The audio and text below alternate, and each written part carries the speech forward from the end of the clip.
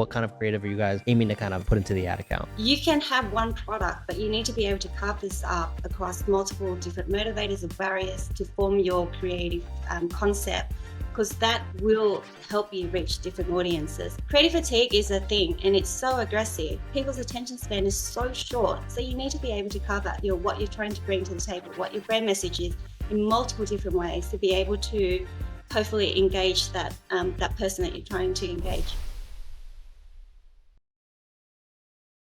Welcome back to Chew on This. We have another episode powered by Triple Whale where we're going to get into ad spend, targeting, media buying for all you media buyers out there that are listening and watching. I have the sales and marketing director at Firebrand Digital, Susan. Thank you for joining us today. I'm really excited about this one because I'm always a nerd when it comes to talking about media buying and different things when it comes down to that. That's how I even got started on Twitter, just asking questions like, "Hey, what's everybody doing on Facebook right now?" So, without further ado, thank you for being here. For those who may not know you, would love a little bit of your background and what you're currently up to. Hi, thank you so much for having me. So I have been at Firebrand for the last, well, close to 3 years. January will be 3 years. And I worked alongside Stephen, who founded the agency. And between Stephen and myself, we look after all the strategy and optimizations for our book of business. So mainly that is a book of e-commerce accounts, predominantly fashion and beauty, but we also working in the gaming space as well. So very much optimizing, strategizing for our accounts. And we also have Michael, who's in New Zealand, who looks after our search activity. Awesome. Sounds great. So curious, how did you kind of get into this space? What were you doing besides or before Firebrand? What were you kind of working on before the agency? So I was working so I was in media for a long time, a large chunk of my career, but for almost 12 years, I was working at Meta as a client partner, working in the e-com team, working with digital disruptors. So my job was really much consulting with my clients, arming them with all the best tools, or the best that Meta has to offer, best practices, and really helping them scale their businesses. So that was the fun part. And I think when after iOS and after all the data tracking, all the challenges, it became really challenging for us because I was working really closely with clients, looking at numbers and helping them figure out how to, every dollar they put into the platform, how to scale that. And then once all of the tracking issues happened, it was just becoming more of a challenge. So I found that there was a gap and a huge gap between what we were bringing to the table, what they were seeing, and it was quite frustrating. So then chatting to Stephen, who I've been mates with for over the years, and really he helped scale a handful of our accounts. And then talking to him and understanding more of what's going on outside of the Meta world really sparked my interest. And then we started having conversations, and I said, I really want to just develop my career and also develop my experience, but over the other side, get my hands dirty, get under the hood, really start working with numbers and driving those results for the clients. And I swear the last 3 years, I don't feel like I've worked as hard as I have. It's been a tough slog, but it's been also really rewarding being that close to clients, being that close to numbers, and then driving the results for them it has been a game changer for me. Yeah. I mean the consensus now, right, is focusing on the things that brands can control outside of the ad account. And from your experience being the one that's kind of on the other side, explaining, all right, well, here's the ideal, account structures. Here's how you should be, testing and scaling.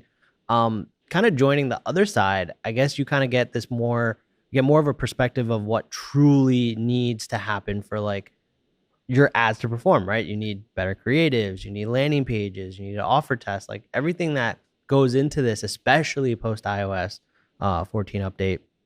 I guess question for you is, how big of a shock was that, right? Like going from kind of one thing that you're focusing on to now like almost having to focus on like 10 different things.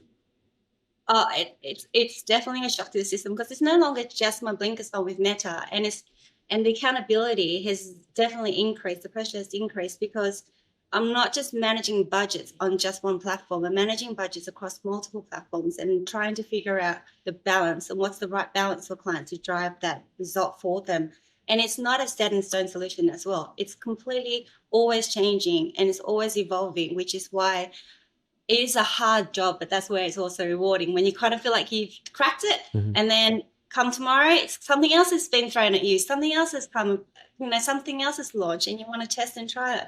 I think one of my days at one of the conferences at Meta, the presenter was saying that in the last 6 months, it's been, or 3 months really, there was over 600 product iterations or launches. And I thought, holy shit, it's a full-time job just trying to keep on top of all those changes. Mm-hmm. And that was just on Meta. So now on this side, when you're trying to keep on top of all the changes, not just on Meta, but the industry, the market, and all the different channels, it is a shock to the system. I'm It's a still lot. getting used to It's a lot for sure. it. It's a lot. um on the agency side of things, right? As kind of things have progressed from, the iOS days, I feel like, or in my opinion, and please push back if you feel otherwise, but I feel like the media buying things, it's not something that people are looking for from agencies anymore. Like they need, yes, like you need a media buying team, but you also need creative, you need landing pages, you need this and that, right? So I'm curious your take on being an agency that's kind of like full stack. Like how important is that for those who are running agencies, and you can't just be a one trick pony anymore. Yeah, no, I agree with that. I think like where the world is moving is definitely heading to that direction. We're not quite there yet, but I feel like there is a lot of value still in how you carve up data and what technology are you adding to your stack to be able to give you those data points, to be able to make those decisions or form those strategies for your clients. Like I think clients really working directly with founders and businesses who don't have that time. It's not just turning on a campaign and just walk away. It is constantly optimizing as well. So even though there is a lot of machine learning really helping you to work smarter, you still need to be in the tools, still optimizing, still testing, still, like I said, all those product updates, still testing, keeping on top of those, and also applying the tech to allow you to look at data differently and then make those decisions before you optimize anything. So I still feel like there is a big space in that area, but also being able to add on top of what you can give. So in terms of creative recommendations is a very key one. What you're seeing, what trends you're seeing across the board, and I think the experience or the value is also being across multiple accounts and not just one account. It gives you that experience as well. So clients are always interested to see what is the trend, what's going on with other accounts, because that kind of gives them a little bit more confident that you're seeing not just one, but seeing across multiple the trends, what's happening. Yeah, no, it's a great point. I think even now at the time of filming, um, just having relationships with agency owners is very crucial, because what you're seeing in your account, right? You may see like maybe a slowdown or maybe some weird performance. Getting kind of insight from the agency performers where you have a bigger sample size is so important, because it's like, okay, well, is it just me? Is it the rest of the market? What am I doing wrong? Is something broken? Like those are the questions I ask myself constantly when we see like maybe a little bit slower performance than usual. It's like, okay, well, is my website broken? Like, is there an ad that has like a negative comment on it? What is going on? Come to find out, listen, it's happening for everybody. There's a lot of macro headwinds. It's, Q4 holiday time. Like people may not just be in the market for supplements. They're in the market for clothing and other gifting items as well. So it's a great point that you made. I want to No, get into I was going to say it's yeah, an emotional roller coaster being in this role. You get a hit to your confidence because they think it's you, and then majority of the time, once you go digging, it's like it's not you. So it is. I feel like we always constantly go through this emotional roller coaster, and then going in and out of waves, depending on what's going on in the market, depending on what the seasonality is. But it is very much. Sometimes you always look at yourself as what you're doing, and then you get a little bit more boost of confidence when you realize it's a lot more factors that's playing. it's a great point. It's not always going to be up and to the right. It's always like this, right? You just have to zoom out. And so, with that being said, I would love to get into kind of like the tactical pieces of this. Anytime we talk about, how people are running their ad accounts and, what their account structures look like and things like that, people love it. So I would love to kind of get into it with you. I guess on a high level, right? What is your way of running ads on Meta? Like, what's your go-to strategy? High level, I think it always goes back to what the client cares about, what their objectives are, and then that will really inform how we structure our campaigns. But we do always try to make sure we have a decent percentage behind upper funnel and mid funnel campaigns because it is very important to be driving new people to introducing new people to the brand because that's going to what fuels the business. But again, it really comes down to what the client's objectives, also budgets and the appetite for testing, because that would then determine how much we structure, how much we invest in upper funnel and mid funnel. Otherwise, it's always going to be those conversion activities, that the high value campaigns, the expensive campaigns, that trying to just really get that revenue for them. But this year has been quite challenging, especially in Australia. So we have been really working with clients to set realistic expectations because that also then allows us to do a little bit more and branch a little bit more with our campaign structures. But it's always mid funnel, upper funnel, a percentage, and depending the budget, the appetite, the seasonality will be how much we increase that percentage and how much we decrease it, and then focus really heavily. A large proportion is driving conversions of purchases or what the client generally cares about. Got it. So you say that you've kind of split up the funnel, obviously, a top of funnel, middle of the funnel, bottom of the funnel. How are you actually doing this within Meta? Because what I find a lot of people do, I would say a majority of the people do, is they're setting up obviously conversion based objectives across all their campaigns, and they talk about their creatives being like, oh, this is for top of funnel person, this is for middle bottom funnel, audience. Um, it's still middle of the funnel, bottom of the funnel because you're going for conversions, right? There is no true top of funnel unless you're doing, brand awareness campaigns and reach campaigns. Um, and so I'm curious how you guys kind of separate out, how you're going after these different um, parts of the funnel. So when I talk about upper funnel, it is about the brand awareness campaign. So we always optimize towards ad recall lift. So we do find a combination between getting eyeballs as well as making sure people do recall your ads is a good balance. So we always that will be our layer. And in terms of targeting, we always try to put the maximum exclusions possible. So making sure that we exclude 180 days pixel data. We also sync CRM data, making sure that any lifetime customers, any newsletter database. We try to make sure traffic, anything that we can put in those exclusions to try to make sure that they are new eyeballs and new people will be how we layer our brand awareness campaigns. Exclusions is not perfect. We know that. We will try to use it as far as possible. Mid funnel, and we always run lead gen campaigns as well. So trying to also get people to sign up and build your CRM. So that's also kind of makes up the mid funnel, upper funnel activity. We have consideration at times. I'm not a fan of traffic campaigns. It just depends. Sometimes clients really want a traffic campaign. If that's the case, we will add a layer in there. But we do apply exclusions to try to make sure that the audiences across this part of the funnel are either new audiences, engaged audiences, warm audiences, or people who are primed and ready to buy. No, I love this. I think it's such a fresh take. Not a lot of people will run brand awareness. I don't think a lot of people know how to track the effectiveness of running these campaigns. So I want to maybe double down here because this is something that we haven't really talked about on this podcast. We talk about like building brand awareness like outside of the ad account, right? So like influencers and kind of like maybe social profiles like your TikTok shop, etc. But I want to double down here and maybe talk a little bit about first things first, creative, right? So what type of creative do you guys find um, perform best at this top of funnel slash, using the brand awareness objective on Meta? What kind of creative are you guys aiming to kind of put into the ad account?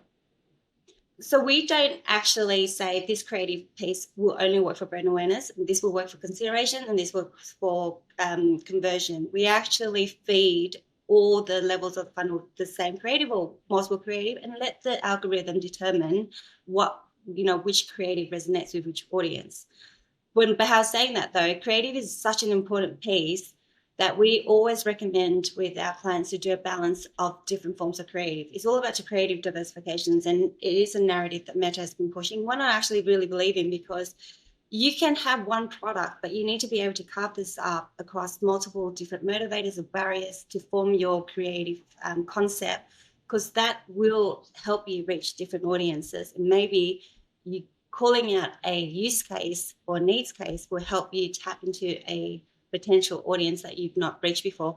So what we're seeing is, in terms of trends, lo-fi content that's shot by an iPhone, content that is raw, content that is doesn't look like an ad, seems to be cutting through, seems to be what is stopping people in their feed, and seems to be what is engaging. Mhm. When I say that, though, make the recommendation, a lot of advertisers are so scared of going down that road. Mhm. So it's not stopping everything you're doing and going down and creating something that's shot by an iPhone, but it's just having a balance of really polished product-led ads, having a balance of lifestyle images, and then having a balance of either partnership ads, influencers ads, and lo-fi creative. Creative fatigue is a thing, and it's so aggressive. Mhm. TikTok is even more aggressive than we find on Meta, but people's attention span is so short. So you need to be able to cover what you're trying to bring to the table, what your brand message is, in multiple different ways, to be able to hopefully engage that person that you're trying to engage. No, I love that. Um, I think even for us, like the type of ad that we kind of go into, we always split between video and static. And I think over the last year, we found statics to do really, really well for us, and videos like completely fell off. And now we're starting to see the switch again, which is it's just so crazy because it's like you can't stop testing, right? You might be like, oh, you know what, we're all in on statics, and this is all that's going to work, and you keep doing it forever. But we recently just started testing some of our influencer content that's performing really well, and now we're seeing the shift back to like more of a 50-50, which is great because I missed using videos to kind of hit different angles. But not just like the actual assets itself, but it's also the messaging too, right?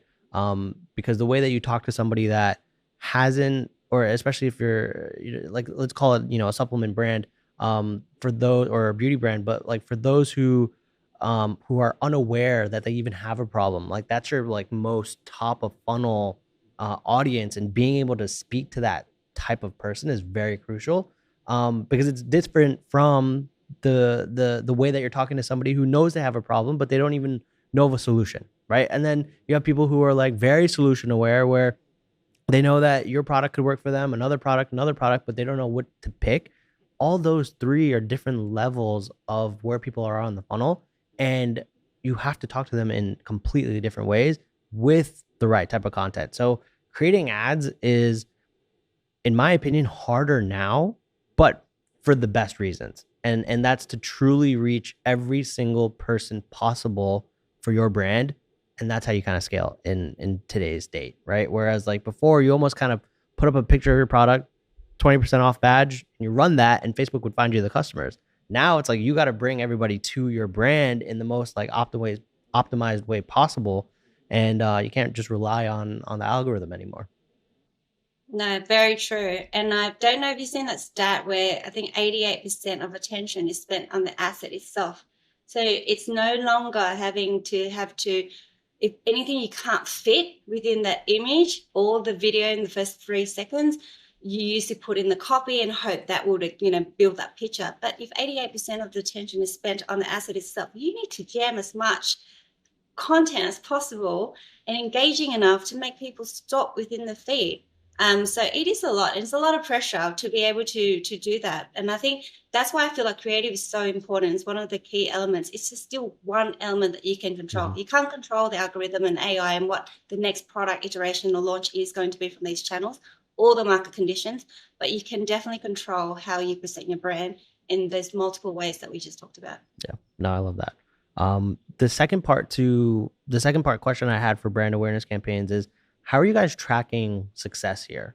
Obviously, you can kind of get that stat from Meta, which is like the ad recall, the percentage of audience that can recall the ad. But how do you actually leverage this data? How do you know that it's actually working for pushing people down the funnel and ultimately the bottom line? How do you guys track that? So it depends on the client and the budget. If there is budget size, then we do run brand lift studies with the various channels to see if we can get any lift across those metrics that we care about across a certain period. So that's one way of measuring whether that is working or not. Majority of the time, we don't have the budget because you need minimums to be able to meet the requirements. So we always run the campaigns alongside it. We do know that it's not set up to drive conversion. So we're not expecting a lot of conversions, but we do try to see if it is actually helping the overall mix of our campaigns, and seeing if that is helping lift the performance of the campaigns over a period of time. So it is not something that is going to immediately drive results, but it is a long-term game. So we always find that having a layer always on constantly running. And again, I think when I mentioned earlier, whether how much you put against that, depending on the budgets, depending on appetite, depending on seasonality, depending on results. But we do find leading up to big sale moments, we always try to beef this up to at least 10, 15, sometimes 20%, just to make sure that funnel is healthy, because we are going into an aggressive retargeting play. So we always find that strategy has worked for us, knowing that the results to Triple Wow, the results of wherever our source of truth is, that is not going to be looking at conversions. We're looking at really just reach, and then seeing how that impacts the overall campaigns. It's always the first campaign that dies when we don't have enough budget and we kill that campaign. Mm-hmm. But I do really believe that it plays a major part. It's just you gotta just be patient and just have that constantly running. It is a long-term game, not a short-term game. And I do feel that over time your audience builds, you have enough people in the funnel, and then you see that with when we do sales, like the people, the revenue increases, or the performance really speaks for itself, because it's a strategy we've been employing for a number of years now. I think you mentioned prior to the sale, you guys are kind of pushing 15 to 20% of the budget towards brand awareness. For brands who are maybe considering launching these types of campaigns, because I can guarantee you not a lot of people are doing this when they really should be. One, what is a good budget allocation to at least start with? And do you think there is a minimum size a brand needs to be before introducing these types of campaigns? No, I think if you start with maybe 5%. 5%. Hope that's not too big. 5%. Let's go with 5. But even if like 5% to brand awareness campaigns, and sometimes if you want to use that 5% and then carve some to brand awareness, but then also do maybe lead gen, because that gives you a bit more pointier, or add to carts for considerations, that also forms part of the mid funnel to upper funnel activity. So depending on your appetite and depending on what you want to test, you can always carve up that 5% to multiple objectives and optimizations. But if you want to go all in with the 5% of all brand awareness, then start with that, and then make sure you have patience. Because like I said, it's not going to be something that you see the return after 1 or 2 weeks. It is a long-term game. Wait for it. Wait for a couple of months, especially leading to, if you know you have a strong promo coming up, or a promo season coming up, do it a couple of months prior, because you need to be bringing people into the funnel. Meta is very good at doing what you tell it to do. So if you need new eyeballs, you need new people, that's what it's going to do. But if you are going to put 100% into just performance or purchase campaigns, then Meta is just looking for people more likely to purchase. You always constantly, and that's going to be very expensive. You need to be able to introduce new people. People start engaging, people learning about the brand, recall, all of that is going to help you with driving the sales. Mm-hmm. And what do you tell the brands that are just starting, kind of limited budget? Because the mindset for a lot of those brands are like, oh, I need to put in $100 today and make 300, right? Do you still think it's important for even the smaller brands to at least start thinking about brand awareness from day one, or kind of get into it later? Yeah, I think it is both. I think you need to, because you need to build your funnel. How are you going to build your funnel if you're just going to be constantly throwing money in a small budget? Because that small budget is not going to get you very far with the conversion campaigns. You really need to branch out a little bit and build it, and then and have a long-term plan and long-term strategy, because introducing more people will help you get more purchases in the long run. So I think it is something you should be considering. And if 5% is too much, then start with the smaller percentage and what makes sense for your business. But I do feel like a layer of brand awareness and upper funnel activity is important. You do really want to make sure you're reaching new people, new eyeballs, because it's all about bringing new customers and then bringing them in and then having that whole flow, nurturing your existing customers and bringing more people in. It's a constant balance, Right. and battle. No, fair enough. For regular conversion campaigns, we're testing new ads every single week, anywhere from like 30 to 50 ads. Um, do you feel like you need that same output for brand awareness, or do those creatives kind of last longer because you have like the exclusions in place? They last longer. I feel like they do last longer. You're not having to test and learn because with the conversion activity will probably give you more metrics to look at and see what's working, and you can kind of kill ones that are not working over a few, after a few days. Brand awareness, you can kind of let it run in the background because of those exclusions you just mentioned. Mhm. So you can kind of keep it running for a little bit longer. Plus, when I talk about the percentage of budget that you're carving to it, you're not carving a lot of budget, so you don't want to be diluting that budget with a lot of creative. So just keep it simple, feed it every now and then, but not as aggressive as your conversion campaigns. Fair. Love that. Well, I appreciate that whole take around brand awareness campaigns. For those who are listening or watching, we've been like really back and forth on getting something like this started. Um, but if you don't have another source of like top of funnel, whether that's influencers or even like people building their own social profiles, like those are great sources for top of funnel. But if you don't have any of that and you're kind of relying on paid, I would probably go in and test 5%, right? Maybe take some of your best performing ads, put them in a brand awareness campaign and see how that can kind of fare out for you. But great take. I love this take. Not enough people are talking about it. So I appreciate that. I want to get into some of the targeting side of things, right? What is your take on this whole go broad consensus that's amongst all of our media buyers? Are you team broad? Do you still test interest or lookalikes? Let's get into that. I think machine learning is improving everything. However, I still feel that there is a space for lookalike targeting. So we still use lookalike targeting. We still feel that works. There is a space for it, even though it does expand on what you set it compared to what it used to be. We do still find that it is effective amongst the targeting mix. I do feel like it is eventually going to get there, but not yet. I think it's all constantly test and learn. Having a different layers of targeting in the mix has definitely worked for us. Now, if you have found that you have tested this and you find broad targeting and complete automation has worked for you, then maybe that's your that's your best option. But for us, we still find that the mix of different layers of creative is still working for our clients, and we're constantly testing all the different layers of targeting that's available and making sure that. And if we see that the broad targeting and going all in works, then obviously we'll start investing more money there. Mhm. But right now, that mix is still works for our clients. Right. No, fair enough.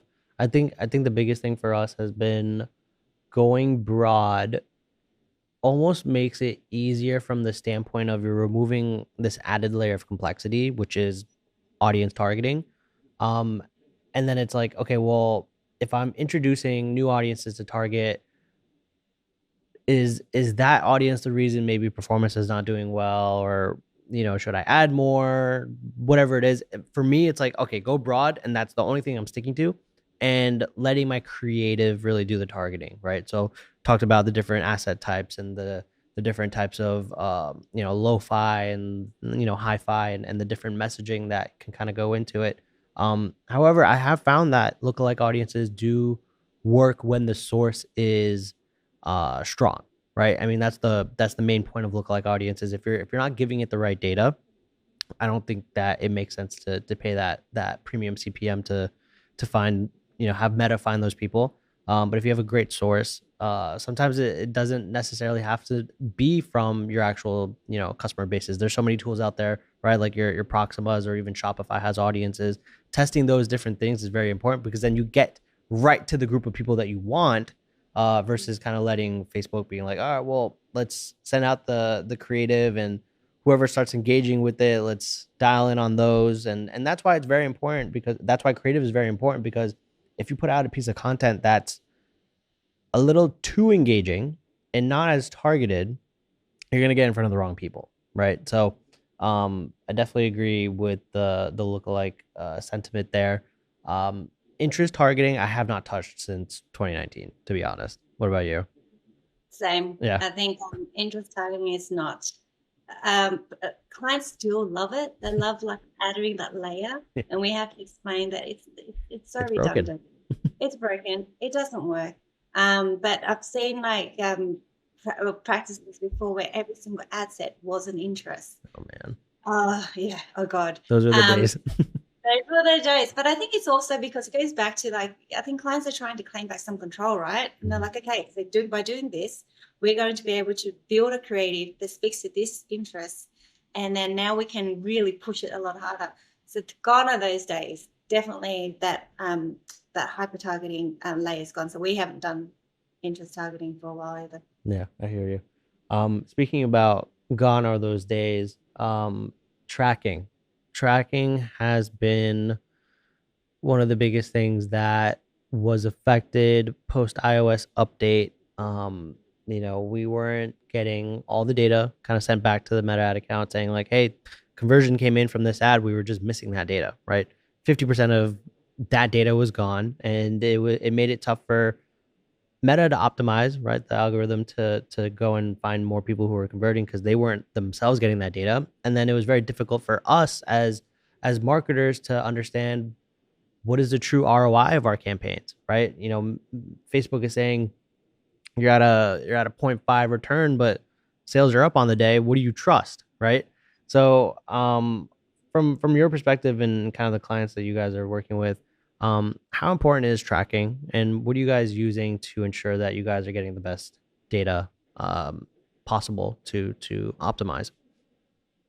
Um, that was a very fun period. I remember because I was at Meta when all of that happened, and It's going true. from we're going from Meta is like the lion's share of everything, and everything that we were seeing in the platform was exactly what we are seeing in the back end, and then all of a sudden overnight it completely shifted.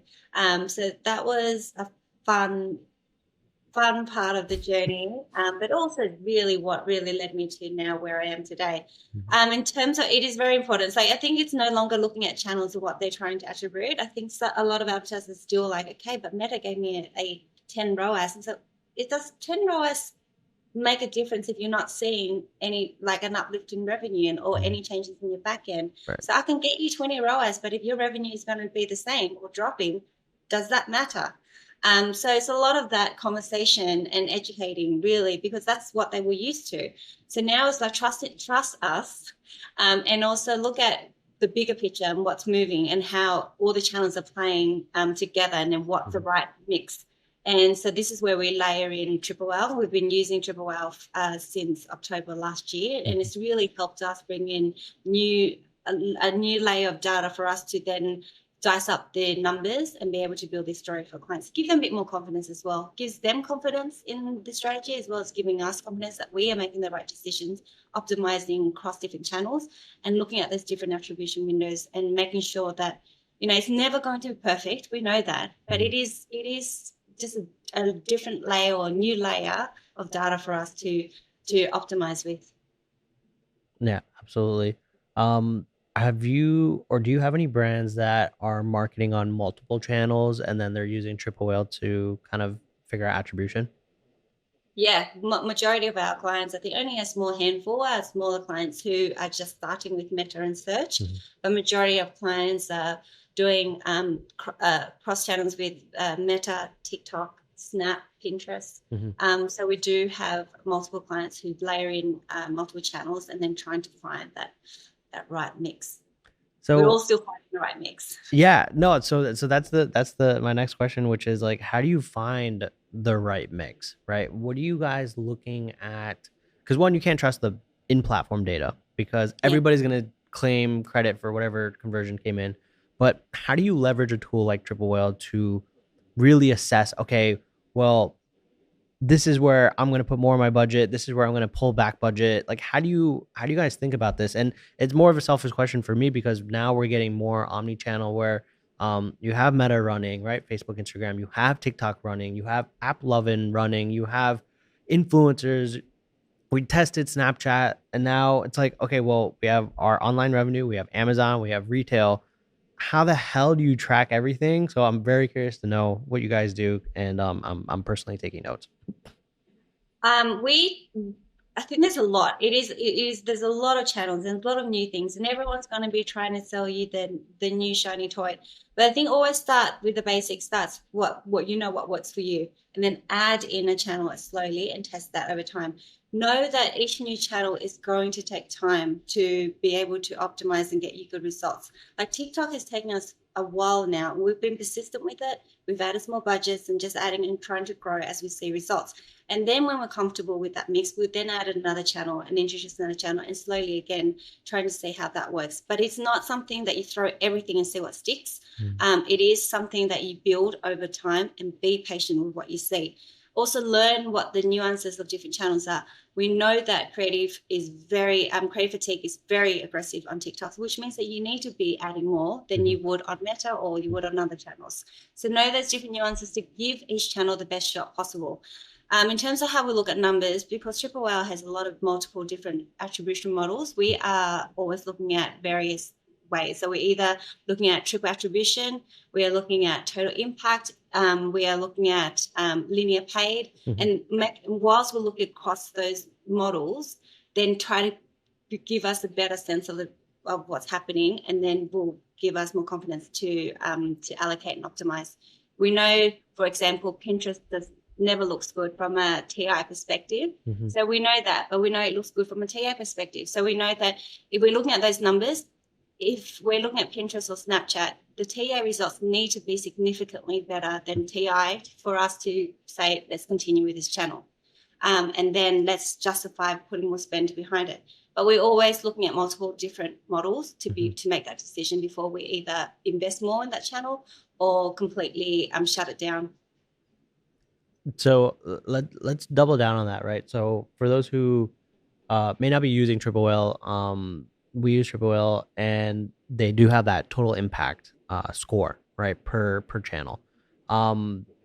I've tried to figure out how to leverage it and understand how it works, but with you kind of doing this across multiple channels, how are you because I think you mentioned you use total impact and then you're using another attribution window too, right? So just explain how you guys, I guess, what's the process of, okay, well, Pinterest, honestly, when we use Pinterest, it was over attribution within the platform. And when we check like GA and our post purchase surveys, not a single person mentioned Pinterest, right?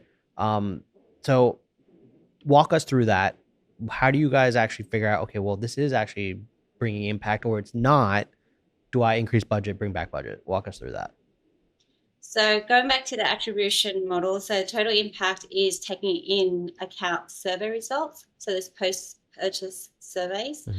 So when you set that up and then you make a purchase and it says, which channel influenced you to make the purchase? We know from experience of the last, since we've implemented Triple Whale, that Pinterest and Snap don't ever come up as the channel that influenced the purchase. So we know that from a TI perspective, TikTok and Meta normally comes up first, email marketing comes up first, but not Snap and not Pinterest. So with that, we toggle to different models to give it a better view to see how that's performing. So we know from a triple attribution, it generally performs quite well.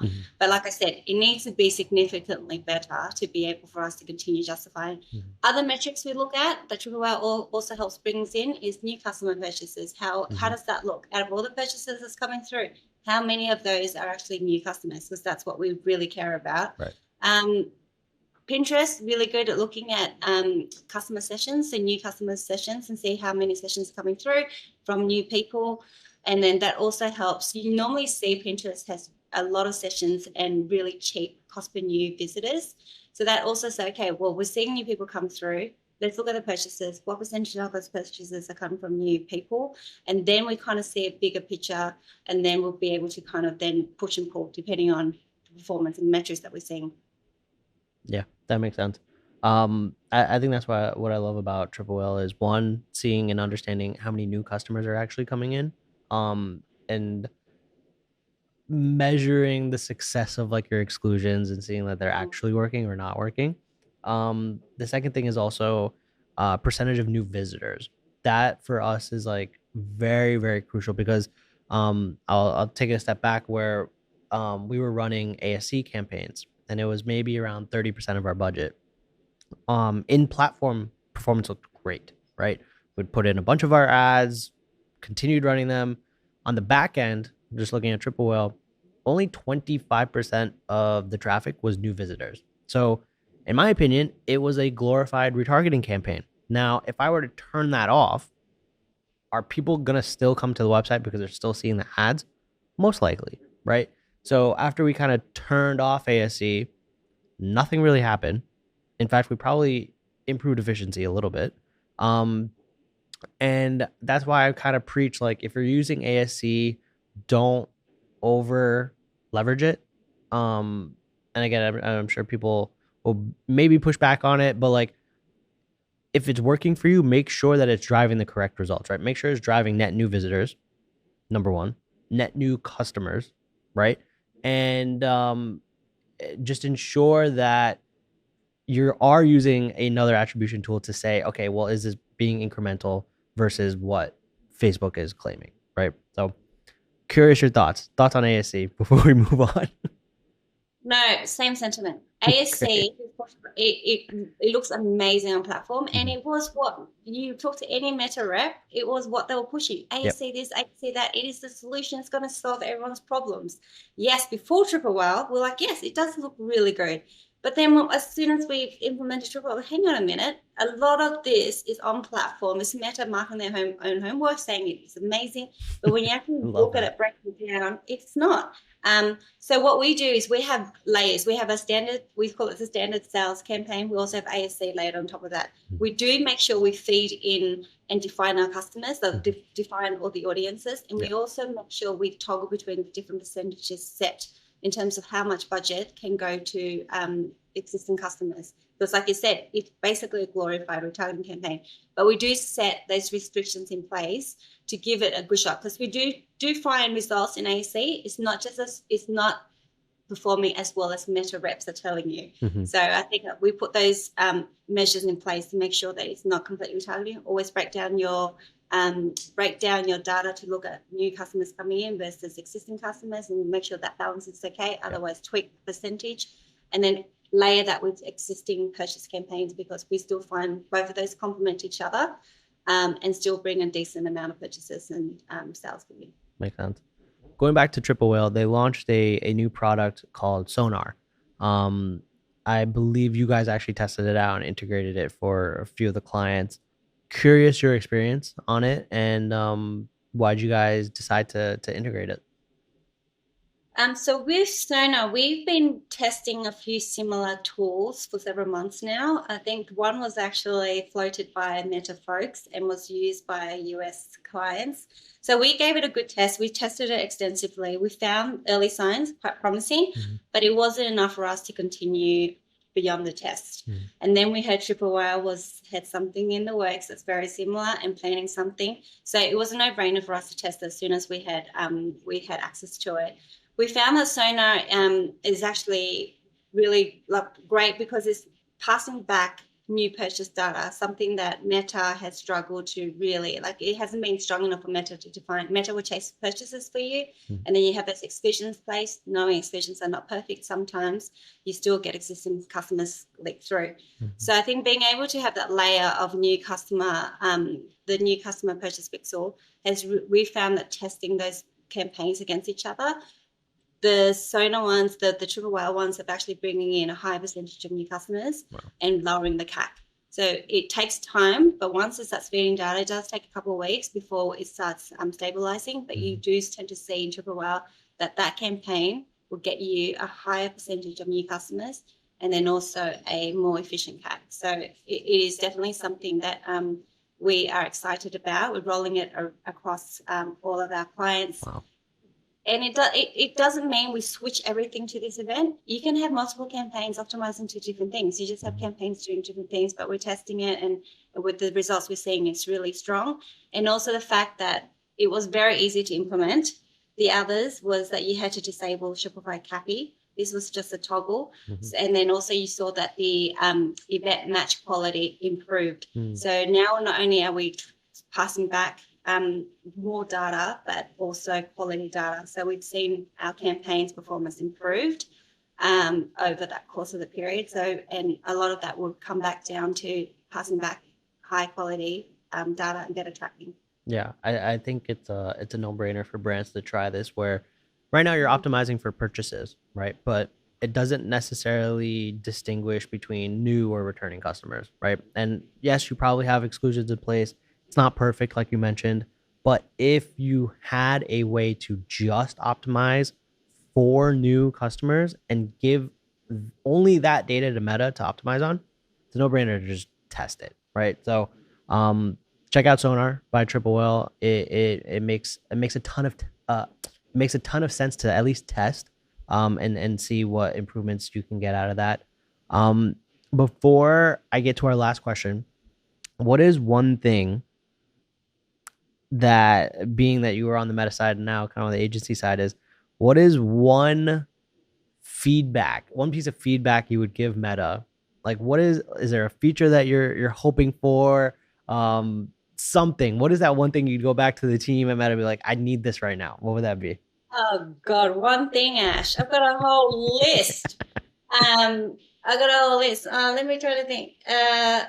Do you know one thing? Well, ASC, going back to ASC, just give the ability to apply exclusions.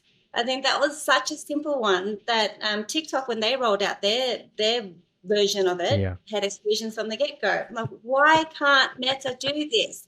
So just applying simple exclusions in place in ASC it sounds like such a simple Right. iteration, right? So that was one thing that we kept harping on about. It's like, yeah, you want us to do ASC, but if we buy, we keep getting served the same ads. It's not a good experience. Right. So just having those simple exclusions in place would be one thing for ASC. I'm trying to think if there's something better than that. But that will be top of mind in terms of how to improve those. And then also actually creative enhancements. I don't know how, oh my God, the amount of creative enhancements that's been rolling Yeah. out thick and fast. That's too much. And it's like Meta doesn't even test it because it looks like shit, some of them. So we'll probably have to cut this part out. But No, oh my, we're my leaving this in. bugbear is the creative enhancements. And I was like, how does this look good? So this is where we lean into AI as far as we can. We do believe in AI, but we would have to pull back when clients are like, this does not go with my brand. Meta's saying it improves performance, but it just doesn't apply with my brand. So I think creative enhancements is one. Let's slow down on that. Let's really test it out. Let's see how it looks before we start rolling out. It started with 1 and 2. Now it's about 9, I think it is. I yeah, I agree. First We off, can have a whole stop session on auto this. enabling it for all of us too. Like, Yeah. give us an Yeah. option. Don't just force it. Yeah. Those are two great ones. I don't think I could think of anything better than those two. So I definitely aligned with that. Susan, I appreciate your time here today. One last thing that I love to do at the end of every episode is one piece of feedback or advice for viewers and listeners, whether they're just starting a business or just kind of getting into the meat and potatoes of running ads. What's one thing you want to kind of give back to the viewers and listeners? What's one thing that you want people to implement in their business today? Something to chew on. Something to chew on. I feel like there's a lot. I hate when you go just one thing. One thing is hard. But I think one thing would be think about your campaign structures. We touched on this and we did spend a bit of time talking about brand awareness, and think about how that impacts your bottom funnel activity. I think if you're a brand new advertiser, consider having a layer upper funnel or consideration awareness campaigns in there, just to kind of help you feel the conversion campaigns to drive you better results in the long run. Have patience. do one thing at a time. It is an overwhelming space. I live and breathe this, and I'm still overwhelmed on a daily. So take your time, make sure that you give everything, feed it and give it the best chance to survive and give it the best chance to prove itself, and then be patient. And then once you're confident of what you're getting, then you can layer on the next piece in testing. Continuously test and learn as well. Sorry, that's two things. Test and learn. Test and learn is my motto. It's not a one-size-fits-all solution. If it is, we won't be here talking. And everyone will be a multimillionaire, but it's not. It is still very difficult. It's still very challenging. So keep testing. When people say this worked for them, not necessarily it's going to work for you. Test and learn, and then see what works for you. Love that. Chew on that. Chew on that. If you want more from us, follow us on Twitter, follow us on Instagram, follow us on TikTok, and check out the website chewonthis.io.